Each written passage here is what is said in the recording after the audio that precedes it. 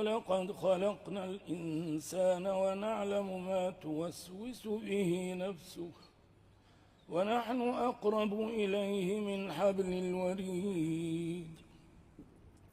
إذ يتلقى المتلقيان عن اليمين وعن الشمال قعيد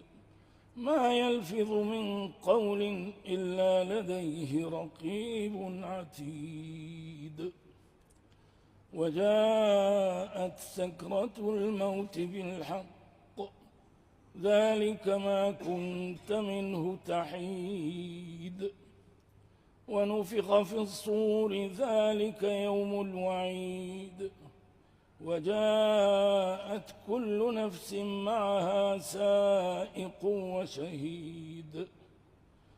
لقد كنت في غفلة من هذا